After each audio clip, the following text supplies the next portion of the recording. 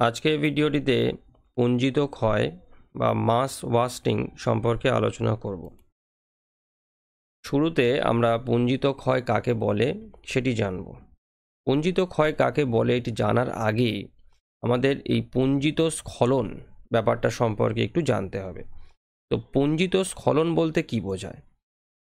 অর্থাৎ এই আবহবিকারের ফলে সৃষ্ট চূর্ণ বিচূর্ণ শিলাখণ্ড, রেগলিত, আলগা মৃত্তিকা অভিকর্ষ বলের প্রভাবে ভূমির ঢাল বরাবর গড়িয়ে নিম্নমুখী হলে তাকে পুঞ্জিত স্খলন বলে।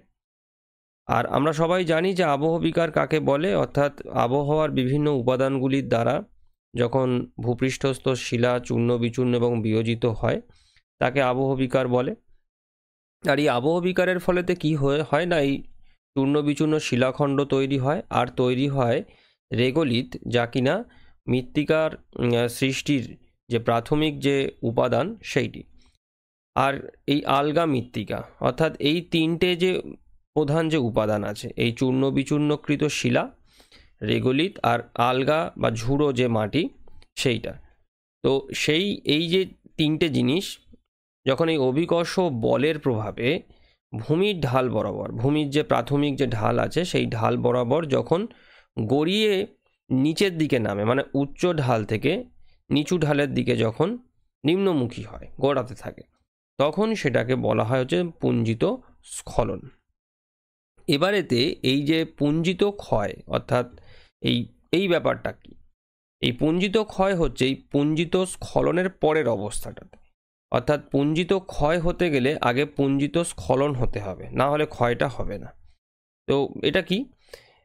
দেখো এখানে যে সংজ্ঞাটা তাতে বলছে, দেখো যে এখানেতেই পুঞ্জিত স্খলনের সংজ্ঞাটাই আবার শুরু হয়েছে। একদম প্রথমে এটাই বলা হয়েছে, দেখো যে ভূপৃষ্ঠের উপর আবহবিকার জাত শিলাখণ্ড, রেগলিত, আলগা মৃত্তিকা অভিকর্ষের টানে ভূমির উচ্চ ঢাল থেকে নিম্ন ঢালে দ্রুত বা ধীর গতিতে নিচের দিকে পরিবাহিত হওয়া, অর্থাৎ গড়িয়ে গড়িয়ে যখন নামতে থাকে বা ঘষে ঘষে যখন নামতে থাকে সেইটা।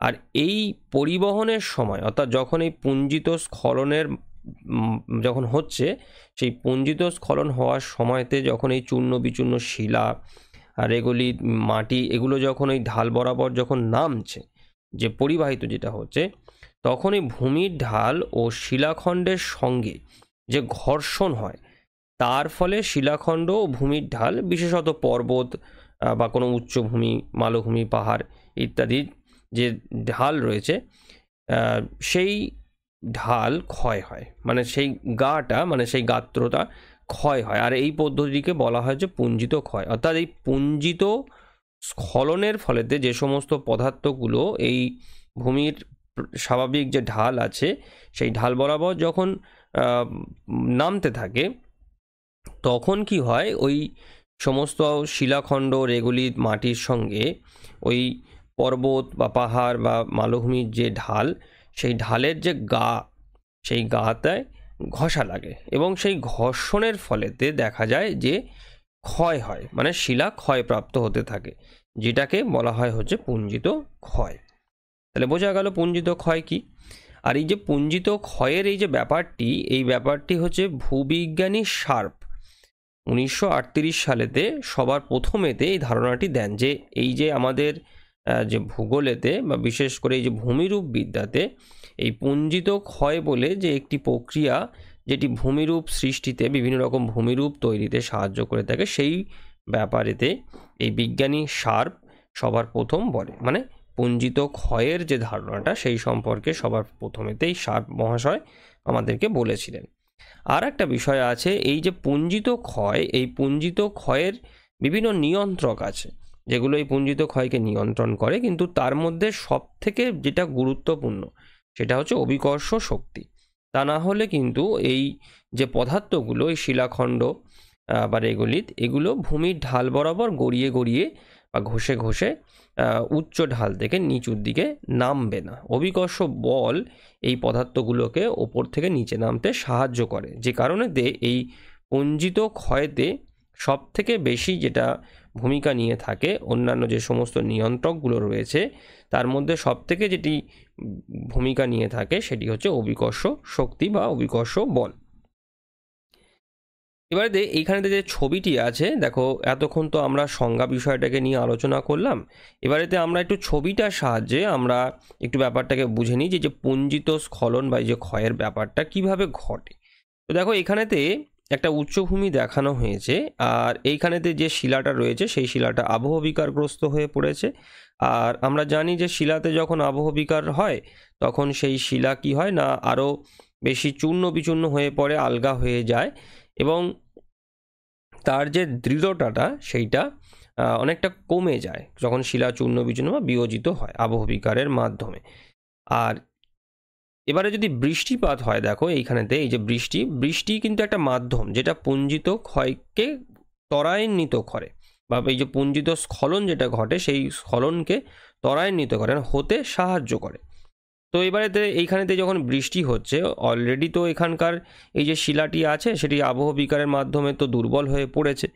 তারপরে যখন বৃষ্টি হচ্ছে তখন কি হচ্ছে, শিলা মানে আলগা হয়ে পড়ে এইখানেতে দেখো এই যে ঢাল বরাবর যে খসে পড়ছে, স্খলন মানে হচ্ছে যে খসে পড়ার যে ব্যাপারটা, এই যে খসে পড়ছে শিলার কিছু অংশ এখানে আলগা শিলা, মৃত্তিকা, রেগলিত ইত্যাদি বিভিন্ন যে পদার্থগুলো সেগুলো এই ঢাল বরাবর খসে পড়ছে। এই যে খসে পড়াটা এটাকেই কিন্তু বলা হচ্ছে পুঞ্জিত স্খলন। এবারে তো যখন খসে পড়ছে তখন কি হচ্ছে, এই যে খসে পড়ার সময় কি হয় না, এই যে শিলাখণ্ডগুলো রয়েছে এর সঙ্গে এই যে পর্বতের যে গা রয়েছে বা যে উচ্চভূমির যে ঢালের যে গাটা রয়েছে এতে ঘষা লাগে।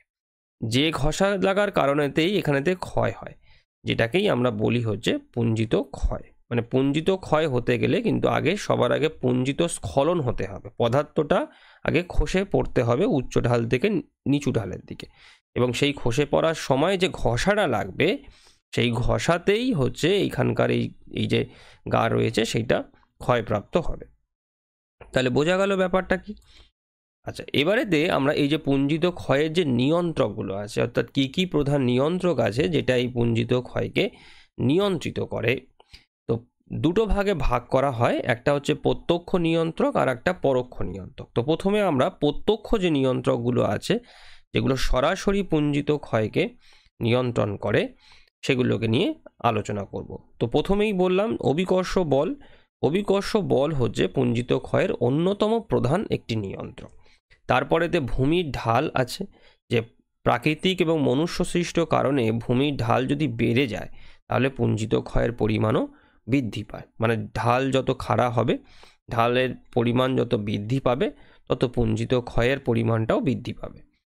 তারপরেতে ভূমি ঢালের উপর চাপ বৃদ্ধি, অর্থাৎ এই অতিরিক্ত বৃষ্টিপাত তুষারপাতের কারণেতে ভূমির ঢালে পরিবাহিত ও সঞ্চিত পদার্থের চাপ যদি বৃদ্ধি পায় তাহলে পুঞ্জিত ক্ষয়ের পরিমাণ বৃদ্ধি পায়। এ ব্যাপারটা কি হয় না, যে সমস্ত পাহাড়েতে বা পর্বতেতে তুষারপাত হয় সেখানেতে এই তুষারপাত যখন পর্বতের ঢালেতে ওই আলগা বরফ যখন জমতে থাকে তখন একটু একটু করে জমতে জমতে সেখানেতে প্রচুর বরফ জমে যায় এবং একটা চাপ সৃষ্টি হয়, যে চাপের কারণেতে দেখা যায় যে ওই ওপরকার বরফ, যেটাকে আমরা ওই হিমানী সম্প্রপাত বলি, সেই সম্প্রপাত আকারেতে কিন্তু ঢাল বরাবর ধসে পড়ে বা এই স্খলনটা হয়। এবং এটা বৃষ্টিপাতেতেও হয়। অতিরিক্ত বৃষ্টি হলে কি হয়, অনেক সময়তে দেখা যায় যে পর্বতের ঢালেতে বৃষ্টির জলের মাধ্যমেতে আলগা মাটি বা শিলা প্রচুর পরিমাণেতে জমা হয় জলবাহিত হয়ে। তো ঢালেতে যদি সেই রকম বোঝা বা সেই রকম পদার্থ যদি সঞ্চিত পদার্থের পরিমাণ আস্তে আস্তে বাড়তে থাকে তাহলে একটা সময় দেখা যায় যে সেই পর্বতের ঢালে বা পাহাড়ের ঢালেতে সে চাপটা, পদার্থের চাপটা বৃদ্ধি পেয়ে যায়, অর্থাৎ সেই ঢালটা আর সেই পদার্থটাকে ধরে রাখতে পারে না এবং যথারীতি পুঞ্জিত স্খলনের মাধ্যমে সেই পদার্থটা নিচের দিকে চলে আসে। আর একটা আছে ভূমিকম্প। ভূমিকম্পের ফলেতে ভূমির ঢাল অস্থিতিশীল হয়ে পড়লে ঢালের উপরে থাকা সঞ্চিত পদার্থ দ্রুত নেমে আসে। ভূমিকম্পের ফলেতে মূলত এই পাহাড়ি অঞ্চলগুলোতে এই পুঞ্জিত স্খলনের ঘটনা কিন্তু ঘটে থাকে। খুবই গুরুত্বপূর্ণ একটা নিয়ন্ত্রক। তবে ভূমিকম্প তো আর রোজ রোজ হয় না, কিন্তু যখন হয় সেটা যদি বেশি পরিমাণেতে হয়, তার যদি তীব্রতা অনেক বেশি থাকে তাহলে পাহাড়ি অঞ্চলেতে ভূমিকম্পের ফলে যথেষ্ট ক্ষয়ক্ষতি হয়। তোমরা অনেকে শুনেছো যে ভূমিকম্পের ফলেতে পাহাড়ে ধস নামে। এই ধস হচ্ছে পুঞ্জিত ক্ষয়ের মধ্যেই কিন্তু পড়ে। এই যে ধসে যায়, মাটি ধসে যায় বা শিলা ধসে পড়ে, তো এই ধসে যাওয়ার ব্যাপারটা কিন্তু পুঞ্জিত স্খলনের সঙ্গে যুক্ত। তো এই চারটি হচ্ছে পুঞ্জিত ক্ষয়ের প্রত্যক্ষ নিয়ন্ত্রকের মধ্যে পড়ে। এরপরেতে আমরা এই পুঞ্জিত ক্ষয়ের যে পরোক্ষ যে নিয়ন্ত্রকগুলো আছে সেগুলো সম্পর্কে একটু জেনে নেব। তো প্রথমে আছে শিলা লক্ষণ, অর্থাৎ শিলাটি কেমন। তো দেখা যায় যে কঠিন শিলাস্তরের চেয়ে কোমল শিলাস্তরের আধিক্য যদি বেশি থাকে তাহলে পুঞ্জিত ক্ষয় বেশি হয়। মানে কোমল শিলা মানে শিলাস্তর যদি ওই ঢালের শিলা যদি কোমল শিলা দিয়ে তৈরি হয় তুলনামূলক, এই বেলে পাথর বা চুনা পাথর বা আরও অন্যান্য যে সময় পাললিক শিলা, কারণ আমরা জানি যে পাললিক শিলা আগ্নেয় বা রূপান্তরিত শিলার থেকে তুলনামূলক কোমল হয়, নরম হয়। তো সেই কারণেতে সেই সমস্ত ক্ষেত্রে পুঞ্জিত ক্ষয় বেশি হয়ে থাকে। আর একটা হচ্ছে শিলার স্তরের গঠন। তো শিলা স্তরেতে ফাটল যদি থাকে, কোনো চ্যুতি ফাটল যদি থাকে, তাহলে সেই ফাটলের মধ্য দিয়ে কি হয় না, বৃষ্টি যদি হয়, বৃষ্টির জল প্রবেশ করে মূল শিলাস্তরকে দুর্বল করে দেয় এবং যেটা পুঞ্জিত ক্ষয়কে ত্বরান্বিত করে। আর একটা আছে জলবায়ু। দেখা যায় যে তুলনামূলক আর্দ্র এবং শুষ্ক অঞ্চলেতে পুঞ্জিত ক্ষয়ের মাত্রা বেশি। কেন বলো তো? তার কারণ আর্দ্র অঞ্চলে বৃষ্টিপাতটা বেশি হয়, যে কারণেতে মৃত্তিকার স্তর বা এই পাহাড়ের ঢালের যে মাটি আছে অনেকটা আলগা হয়ে পড়ে। আর শুষ্ক অঞ্চলেতে, বিশেষত যদি সেটা উষ্ণ এবং শুষ্ক অঞ্চল হয়, তাহলে যান্ত্রিক আবহবিকারের প্রক্রিয়াটি কার্যকর হয়ে থাকে, যেটাও কিন্তু শিলাকে অনেকটা দুর্বল করে দেয়, যেটা পুঞ্জিত ক্ষয়কে বাড়িয়ে থাকে বা পুঞ্জিত ক্ষয়কে ত্বরান্বিত করে। তো এই হলো প্রত্যক্ষ এবং পরোক্ষ নিয়ন্ত্রক। এবারেতে আমরা ওই বিজ্ঞানী যে শার্প ছিলেন, যিনি পুঞ্জিত ক্ষয়ের ধারণা সবার প্রথম আমাদেরকে দিয়েছেন, উনি পুঞ্জিত ক্ষয়ের একটা শ্রেণীবিভাগ করেছিলেন যে কত রকমের পুঞ্জিত ক্ষয় হয়ে থাকে। তো আমরা সেই শ্রেণীবিভাগটিকে প্রথমে দেখব এবং তারপরেতে এই প্রত্যেকটি যে পুঞ্জিত ক্ষয় বা এই যে স্খলনের যে ব্যাপারটা, এটাকে নিয়ে আমরা আলোচনা করব। তো দেখো, এই যে শার্প, ইনি প্রধানত পুঞ্জিত ক্ষয়কে চারটি ভাগে ভাগ করেছেন। একটি হচ্ছে ধীর প্রবাহ, মানে খুব ধীরে ধীরে হবে। একটা দ্রুত প্রবাহ, মানে খুব দ্রুত গতিতে হবে। একটা ধস, যেটা একটু আগে আমি বললাম যে ধস কিন্তু খুবই গুরুত্বপূর্ণ একটি পুঞ্জিত ক্ষয়ের মধ্যেই পড়ে। আর একটি হচ্ছে অবনমন। আবার দেখো, এই চারটি প্রধান যে পুঞ্জিত ক্ষয়ের যে শ্রেণী, তাকেও আবার বিভিন্ন উপশ্রেণীতে বিভক্ত করা হয়েছে। যেমন দেখো, এই যে ধীর প্রবাহকে মৃত্তিকা বিসর্পণ, শিলা বিসর্পণ, ট্যালাস বিসর্পণ, শিলা হিমবাহ বিসর্পণ, সলিফ্লাকশন, এই ধরনের কতগুলি উপভাগে ভাগ করা হয়েছে। দ্রুত প্রবাহকেও এই মৃত্তিকা প্রবাহ, কর্দম প্রবাহ, অবস্কর প্রবাহ, এই ভাগেতে বিভক্ত করা হয়েছে। ধস আবার বিভিন্ন রকমের হয়ে থাকে, যেমন অবস্কর ধস, শিলা ধস, শিলা পতন, স্লাম্প, অবস্কর প্রপাত ইত্যাদি। আবার অবনমন দু রকমের হতে পারে। একটা হচ্ছে ভেঙে পড়া, যেটাকে আমরা সহজ করে বলি যে কল্যাপস করে যাওয়া। তারপরে বসে যাওয়া, বা যেটাকে সেটেলমেন্ট আমরা বলতে পারি এই ভাষাতে। তো এই হচ্ছে শার্পের শ্রেণী বিভাগ। তো এবারেতে আমরা যেটা করব, আমরা আস্তে আস্তে এই যে প্রত্যেকটি বিভাগ আছে, এই প্রত্যেকটি বিভাগের যে উপবিভাগগুলো রয়েছে, অর্থাৎ পুঞ্জিত ক্ষয়ের সম্পূর্ণ শ্রেণী বিভাগটা সম্পর্কে আমরা জানব। তো সবার প্রথমেতে আমরা আসি হচ্ছে এই যে ধীর প্রবাহ বা যেটাকে বিসর্পণ বলা হয়, সেটি কি এবং তার যে প্রকারগুলো আছে সেইগুলো সম্পর্কে আমরা জানব। তো দেখো, যে অভিকর্ষের বলের প্রভাবে পার্বত্য অঞ্চলে ভূমি ঢাল বরাবর আবহবিকারজাত বস্তুকণা মাটি অত্যন্ত ধীর ও নিরবিচ্ছিন্নভাবে ঢালের নিচের দিকে গতিশীল হয়। অর্থাৎ কি না, আমরা তো জানলাম যে পুঞ্জিত ক্ষয়ের মাধ্যমেতে বা এই যে পুঞ্জিত স্খলনের মাধ্যমেতে এই যে আবহবিকারজাত যে সমস্ত বস্তুকণা মাটি, এগুলো হচ্ছে নিচের দিকে প্রবাহিত হয়, ঢালের নিচের দিকে গতিশীল হয়। তো এটা যদি খুবই ধীর গতিতে হয়, খুবই ধীর গতিতে যদি হয়, তখন সেটা এই ধীর প্রবাহ বা বিসর্পণের মধ্যে পড়ে। আর প্রধানত 5 রকমের আছে, যেটা আমাদের শার্প বলেছেন। প্রথমটি হচ্ছে মৃত্তিকা বিসর্পণ, অর্থাৎ এই পার্বত্য অঞ্চলে অভিকর্ষের টানে 5 থেকে 90 সেন্টিমিটার পুরু, বছরে 1 সেমির কম গতিযুক্ত। মানে বুঝতেই পারছো যে এক বছরের মধ্যে 1 সেন্টিমিটারেরও কম সে এগোবে বা গোড়াবে বা মানে সরবে, যেটা যাই বলো তোমরা। ও 5 ডিগ্রি থেকে 35 ডিগ্রি ঢালযুক্ত অঞ্চলে মৃত্তিকা স্তরের ধীরভাবে অবতরণ করা। অর্থাৎ এই মোটামুটিভাবে 5 থেকে 90 সেন্টিমিটার একটা মৃত্তিকা যদি স্তর, সেটা যদি বছরে 1 সেন্টিমিটারেরও কম যদি ঢাল বরাবর অগ্রসর হয় নিচের দিকে, তখন সেটাই মৃত্তিকা বিসর্পণ এর মধ্যে পড়ে। শিলা বিসর্পণ, হচ্ছে কি না, পার্বত্য অঞ্চলে অভিকর্ষের টানে বছরেতে এই যে 0.25 থেকে 0.75 সেন্টিমিটার গতিযুক্ত, মানে আগেরটার থেকে, মানে মৃত্তিকা বিসর্পণের থেকে এটা আরও বেশি গতি, মানে ধীর গতিযুক্ত এবং 7 ডিগ্রি থেকে 18 ডিগ্রি যুক্ত ঢাল, মানে ঢালযুক্ত অঞ্চলে মূলত বেলে পাথর বা কংগ্লোমারেট প্রভৃতি শিলার অত্যন্ত ধীর অবতরণ সেইটা। আর এইটাই হচ্ছে পুঞ্জিত ক্ষয়ের, এই যে শিলা বিসর্পণ, এইটাই পুঞ্জিত ক্ষয়ের সর্বাপেক্ষা ধীর প্রবাহ, মানে এর থেকে আর ধীরে পুঞ্জিত স্খলন বা ক্ষয় হয় না। আর একটি রয়েছে যে ট্যালাস বিসর্পণ। ট্যালাস হচ্ছে এই পার্বত্য ঢালে শিথিল আবহবিকারজাত শিলাখণ্ড, যেটাকে ট্যালাস বলে, সেই ট্যালাস নিচের দিকে নামতে থাকে। আর একটা হচ্ছে শিলা হিমবাহ বিসর্পণ, যেখানেতে হিমবাহ উপত্যকা বরাবর সঞ্চিত শিলাখণ্ড উপত্যকার ঢাল বরাবর নিচের দিকে নেমে আসে। আর একটি হচ্ছে সলিফ্লাকশন।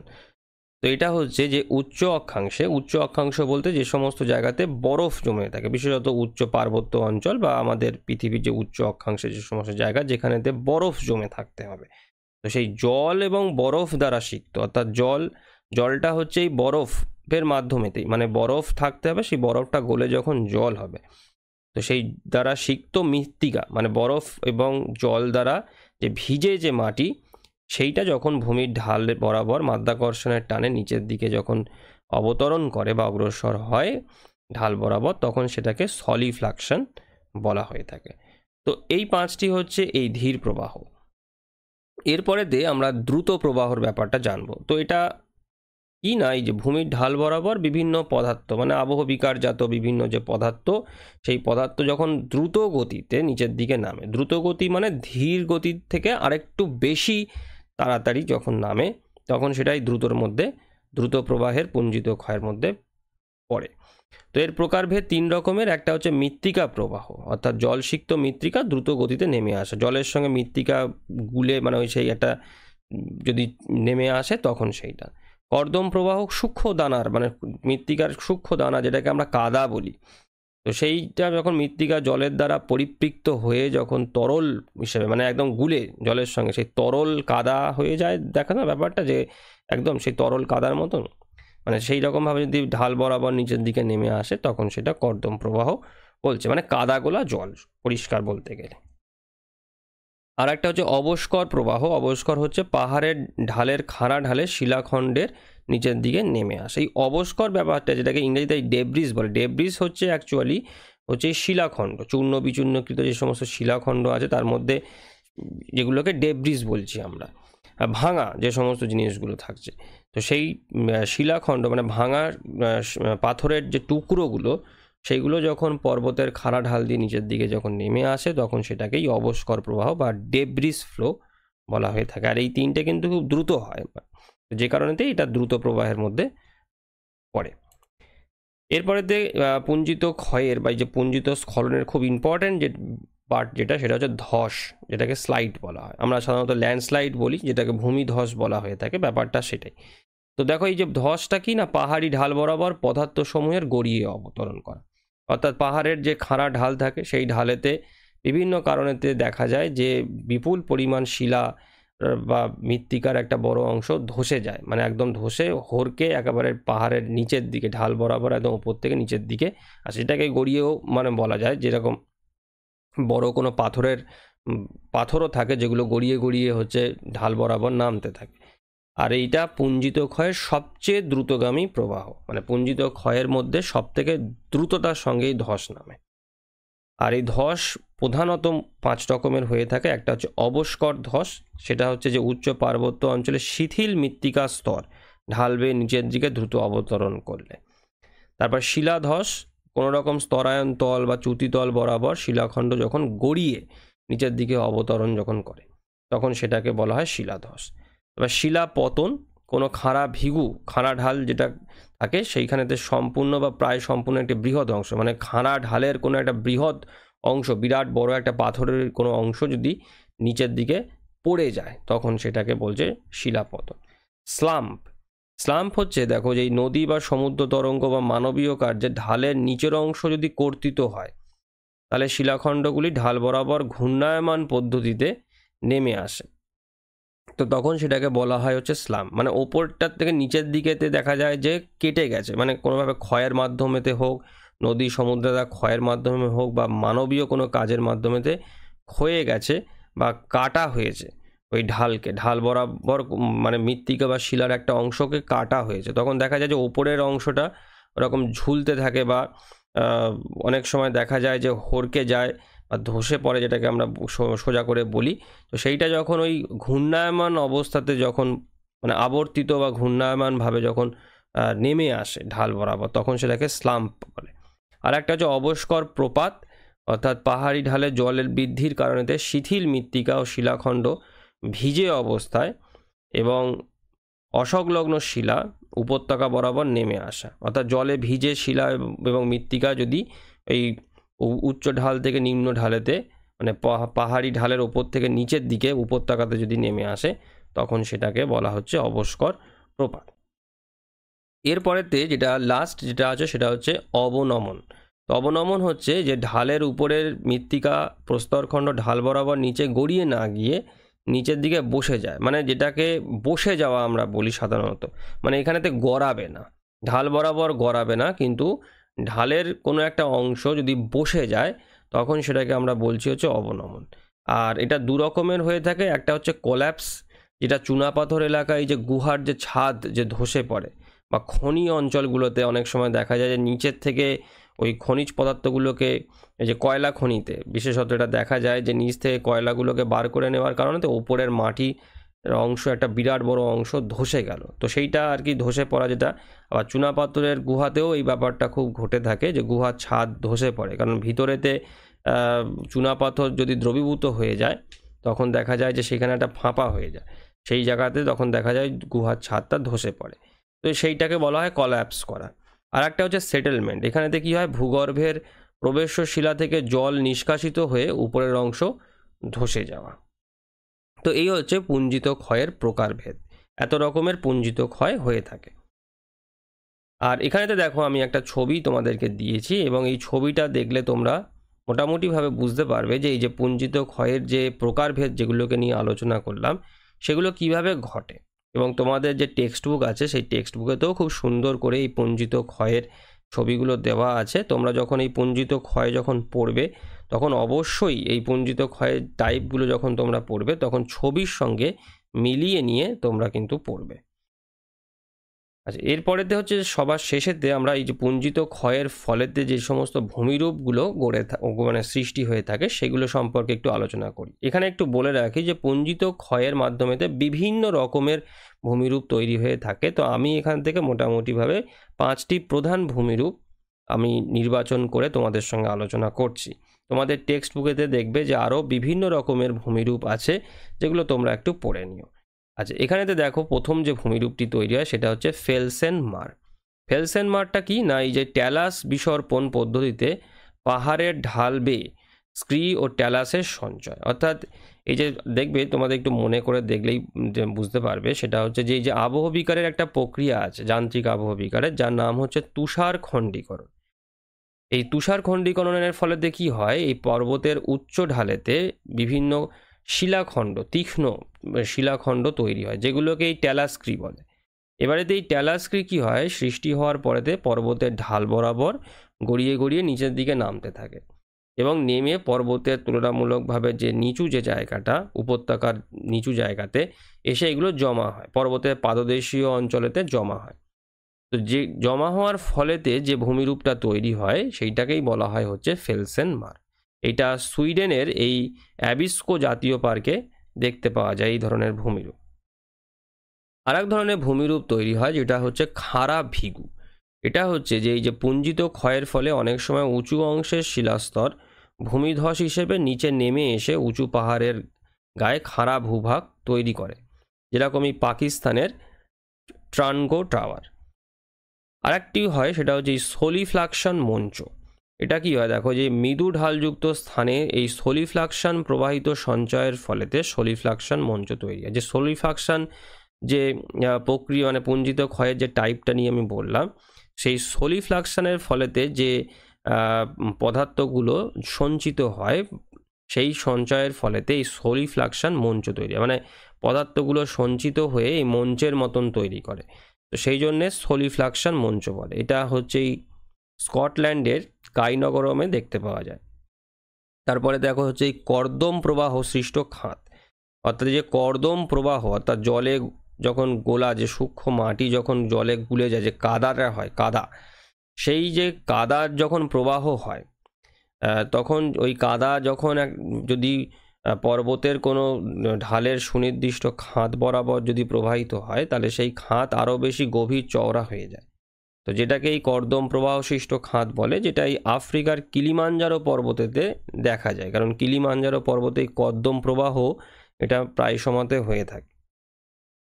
আর একটা হচ্ছে সম্প্রপাত চুট। এটা হচ্ছে যে অবস্কর প্রপাতেতে শিলার উপর সৃষ্ট খাত, অর্থাৎ এই অবস্কর প্রপাত যখন হয় তখন এই যে অবস্করগুলো অর্থাৎ সেই শিলা মৃত্তিকার যে অংশগুলো, সেগুলো যখন পর্বতের ঢাল বরাবর যখন নামতে থাকে